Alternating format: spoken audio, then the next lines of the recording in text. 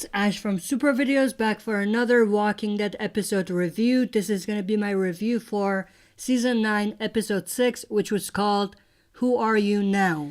So for the sake of trying to keep this review as short as possible, and since there's a lot of things I have jotted down on my notes, but I don't want to make this video super long, I'm going to try to kind of mention everything that I liked or disliked about the episode and briefly talk about them and move on. And if there's a need to come back to any specific item, I'll do it as a standalone video. So with that said, overall, I absolutely enjoyed this episode. It has to be one of my favorite episodes this half of the season at least.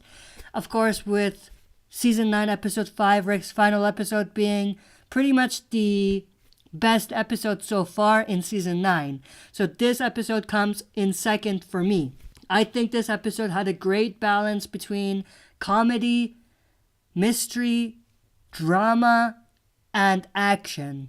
And I absolutely enjoyed how intertwined the story was and how they teased everything from the comics and brought new characters in from the comics and gave us some twists here and there and shocking reveals that were absolutely insane. Starting off with the intro with Michonne's dialogue or her speech, where she's basically talking to herself, or really she's trying to, or she thinks she's talking to Rick.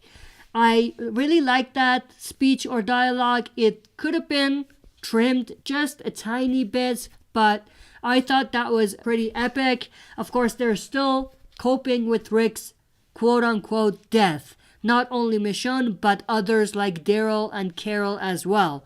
But I absolutely love that they're kind of remixing the story from the comics a little bit and giving us pieces of the story that was there in the comics, where we had Rick having to cope with a major loss that came in a future storyline. So I absolutely love that they are bringing pieces of that in without actually making it the exact same thing. Because think about it, it's not the exact same thing. In this case, Rick is not actually dead. They think he is, but he's not really dead. But in the comics, the character Rick was mourning the death of was actually dead. So that was great to see how they remixed the story there. And Michonne finding the figurine becoming a symbol of Rick Grimes in this episode. I absolutely enjoyed that. I thought that was a great touch. Then going to the kingdom, we have Carol and Ezekiel. Carol looks very, very different. I love her new look. And the other thing is that she looks a bit calmer as well in everything she does, which is very interesting. And it seems like there's been a shift in Carol's storyline in that time jump. I'm very interested to know whether they're going to actually reveal or give us pieces of that story as well down the line, in terms of bringing it back through flashbacks, or perhaps showing that in the movies that they're doing or the spin-offs that they want to do or things like that. But then going from there, we have the intro ending revealing that Michonne is right by the bridge, and it's basically the spot that they think Rick died. Now, I have mixed feelings about this. The ending of that intro was absolutely epic, and I absolutely enjoyed that. However, I think it would have made more sense for the bridge to be actually rebuilt, because there was a time skip. So I thought maybe Rick's supposed death would have brought the community together and they would have completed the bridge. And in a way, the bridge would become a symbol of what Rick was trying to achieve. So I thought that would have been a better way to go about that. Then we have Judith basically introducing Magna's group to the others. There are two main things that are revealed here, which I really enjoyed. One was Aaron's mechanical arm. I was against Aaron actually getting the mechanical arm because I thought that it should be unique to Rick from the comics, but he looks pretty cool with the mechanical arm. You know, it works. I mean, it would have been better if they didn't do it, but it works. Then we have Eugene actually being a badass and actually killing walkers. So that was great to see this shift in Eugene's character. It was pretty interesting.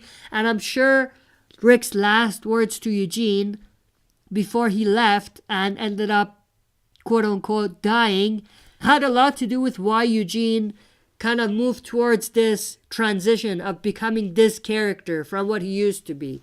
So that was pretty epic. Then we go back to the kingdom. We have the scene with Henry, Ezekiel, Carol, and Jerry when the pipe explodes, and with them basically fixing the pipes and everything. I really like the new actor that they have for Henry as a grown-up Henry. I really like him. He is rocking the role, and you know, his chemistry with not only Carol but Ezekiel is pretty interesting and exciting to see. And we have him practicing with the bow staff or the stick, or maybe he had something else as well that he was practicing with. That was a pretty cool scene, and it just shows that even though Morgan is not in season 9, his spirit is in season 9 in a way, and he lives on. That was pretty cool to see. I really loved that. When they bring Magna's group to Alexandria. Now, there's, again, a bunch of different reveals that we get that I absolutely enjoy in this scene. We have them revealing that Gracie is there, who is the baby that one of the saviors actually had in one of the outposts. And Rick ended up killing her father, and Aaron took the baby in, if you remember, in season 8.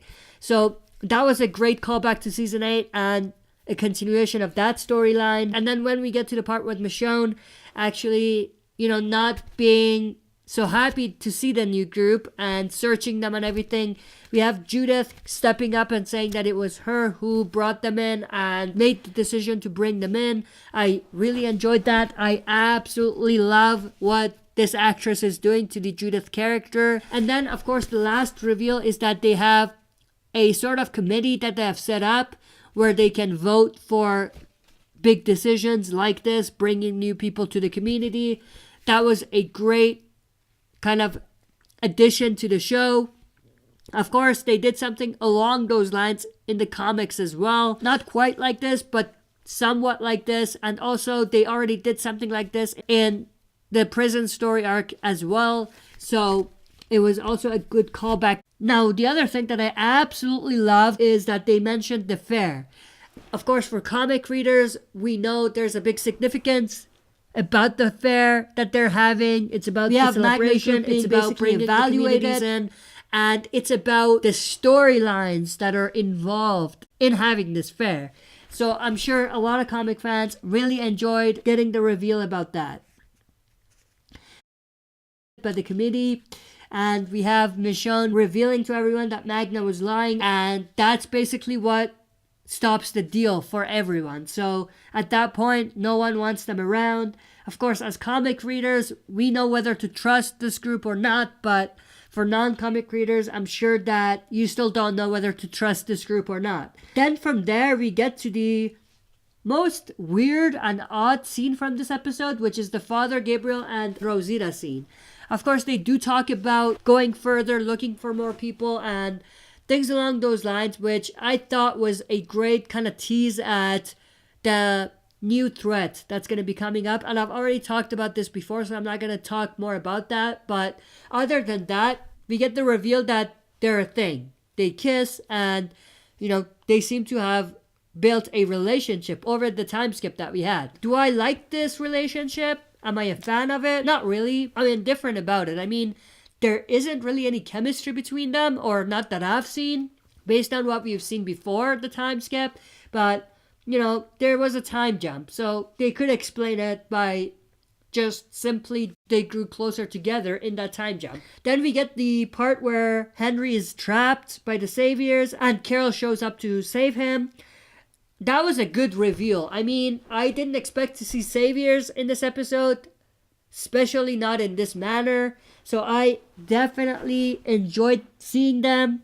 Basically, that was a great reveal. And, of course, when I saw that, and you can see in my reaction, I hated these characters. I just wanted them to die. I mean, starting off with Mud, I don't even know what his real name is, Jed, I think.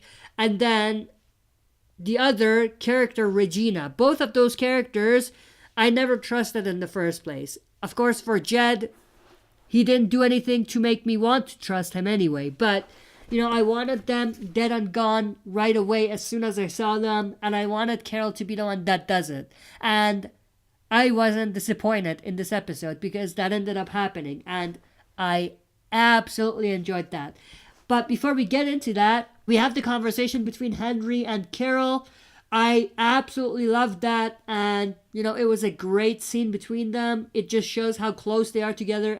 I really enjoyed that, and in a way, it was this conversation that changed Carol's mind and made her actually want to go and burn the Saviors. But I'll get to that later. Then we get the conversation between Judith and Negan.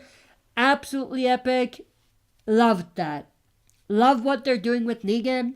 I don't know whether we're going to see Negan's comic storyline coming to life now at this point, because it seems like they've already kind of redeemed Negan, and maybe they're not going to follow up with that storyline from the comics, but at the same time, that was an epic storyline in the comics with Negan getting away and escaping and doing things afterwards that I'm not going to get into here. But that was insane. That was shocking and very exciting to see. So I want them to bring that in. But, it's really difficult to say whether they will actually do that or not.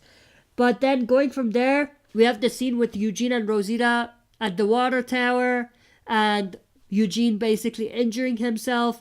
Now, something like this happened in the comics as well. It had completely different ending, and it wasn't Eugene and Rosita, it was Father Gabriel. I already did a standalone video on that, so you can go and check it out for comic readers who might be interested. But, I thought they were going to do the exact same thing. So I'm kind of glad that they didn't do that, because that would have complicated the story a little bit, in my opinion.